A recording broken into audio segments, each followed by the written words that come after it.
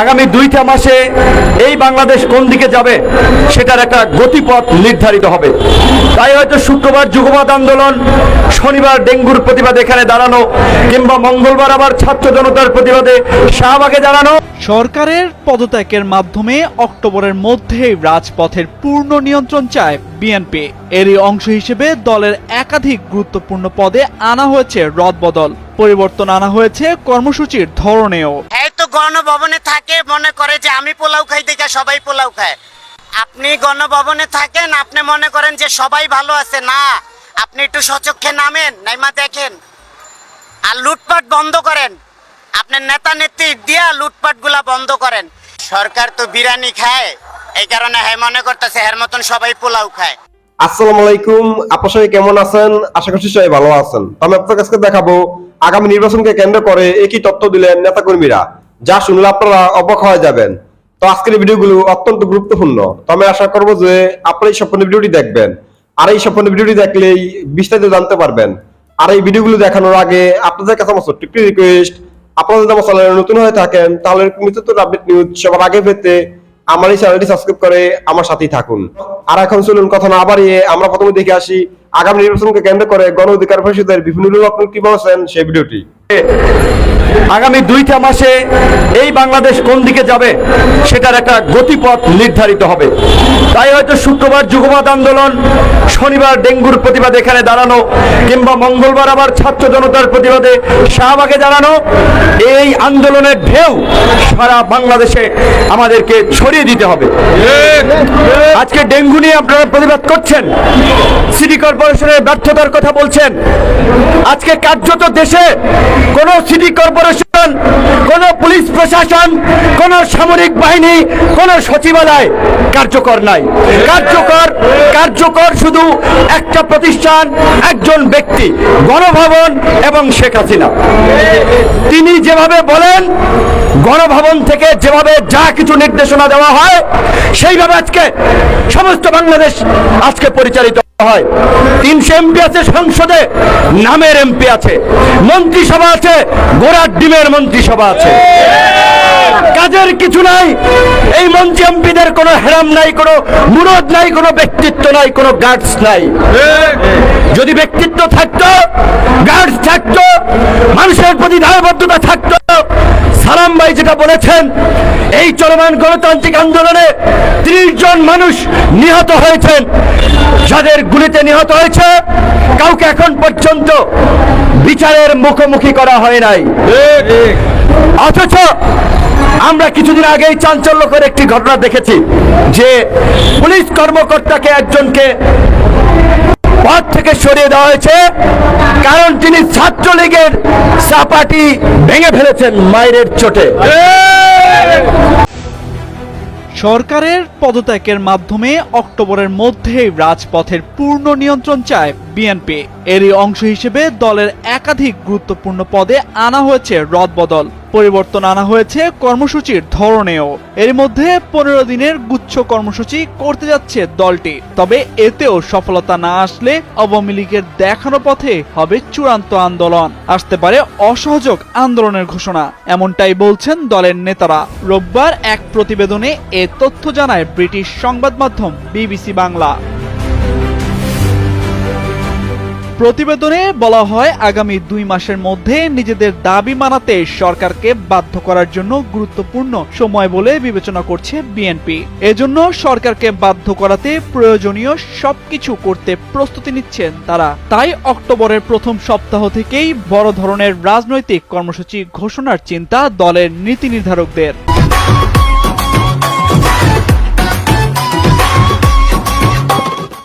তবে এসব কর্মসূচিতে সরকার পক্ষ বাধা দিলে অসহযোগ আন্দোলনের দিকেও যাওয়ার কথা বলছেন বিভিন্ন পর্যায়ের নেতারা। 1996 সালের 15 ফেব্রুয়ারির নির্বাচন বর্জন করে তৎকালীন বিরোধী দল আওয়ামী লীগ। সে সময় অসহযোগ আন্দোলনের মুখেই পদত্যাগ করতে বাধ্য হয় খালেদা জিয়ার নেতৃত্বাধীন বিএনপি সরকার। এ বিষয়ে বিএনপির আন্তর্জাতিক বিষয়ক সম্পাদক নাসিরউদ্দিন আহমেদ অসীম জানান, তারা 96 সালের আন্দোলন ভোলেননি। আর এখনকার পরিস্থিতিতে কর্মী সমর্থকরাও জানে যে আর পিছু হটার সুযোগ নেই। সরকার তীব্রতা বাড়ালে সমুচিত জবাবের হুঁশিয়ারিও দেন তিনি। এ বিষয়ে বিএনপির যুগ্ম মহাসচিব মোয়াজ্জেম হোসেন আলাল বলেন, যেসব নার্ভ সরকারের হয়ে কাজ করে সেগুলোকে অচল করে দিবেন তারা। সরকারকে দাবি মানতে হবে। বিএনপি কোনোভাবেই সহিংসতা তৈরি করবে না, তবে বাধা আসলে প্রতিরোধ থেকেও বিরত থাকবে না বলে জানান তিনি। দলের সূত্রগুলো বলছে, অক্টোবরের প্রথম সপ্তাহ পর্যন্ত চলমান আন্দোলনের কর্মসূচিগুলো অব্যাহত থাকবে। তবে এরপর থেকে কর্মসূচির ঢেউ বাড়ানোর চিন্তা করা হচ্ছে। এর মধ্যে রাজধানী ঢাকা, প্রধানমন্ত্রী কার্যালয়, নির্বাচন কমিশন কিংবা সচিবালয় কেন্দ্রিক কর্মসূচিগুলো ওই সময়ে ঘোষণা করা যায় কিনা তা নিয়ে নানা ধরনের পর্যালোচনা হচ্ছে। এদিকে বিএনপির গুরুত্বপূর্ণ সূত্রগুলো জানিয়েছে, আগামী 2 মাসে দলের সব কার্যক্রমে ফোকাস থাকবে 3টি বিষয়ের উপর।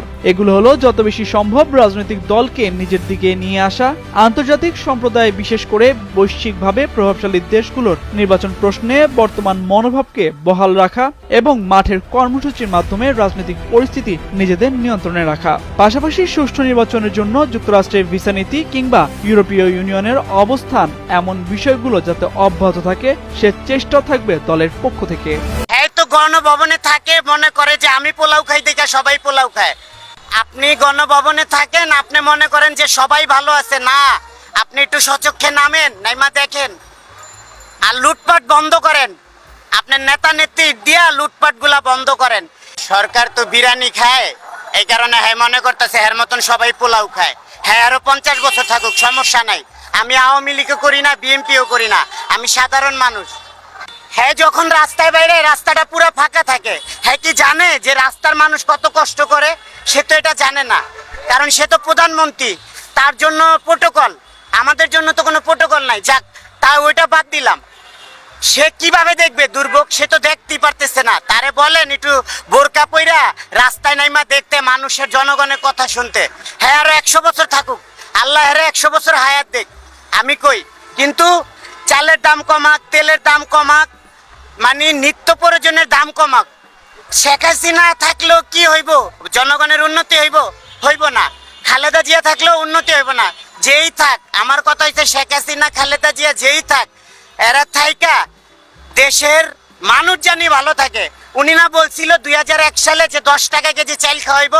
চাল আজকে 60 টাকা কেজি, 70 টাকা কেজি, 100 টাকা কেজি ভালো চাল। হ্যাঁ, তেলের কেজি কত? 5 কেজি তেল কিনতে পারতাম 500 টাকা দিয়ে, আর এখন 5 কেজি তেল কিনতে 1100 টাকা লাগে। আমরা কোথায় আছি? কিন্তু ন্যায্য মূল্যের দাম কমাক। আমরা 5000 টাকা 6000 টাকা বেতন পাই যারা, তারা কিছুই করতে পারি না। চাল কিনতে গেলে তেল কিনতে পারে না, তেল কিনতে পেলে ডাল কিনতে পারে না। এই যে রিক্সা চালায়, এই লোক কয় টাকা পায়? 400 টাকা 500 টাকা পায়, হ্যাঁ, জমা দিয়া। তারপরে এই লোক কি করব? চাল কিনবো না, ডাল কিনবো না, তেল কিনবো? আপনার আব্বার মৃত্যুবার্ষিকীতে প্রতি এলাকা থেকে চাঁদা উঠায়, টাকা উঠায়, তারপরে মৃত্যুবার্ষিকী পালন করে। 100% সত্যি, এটা ঠিক না।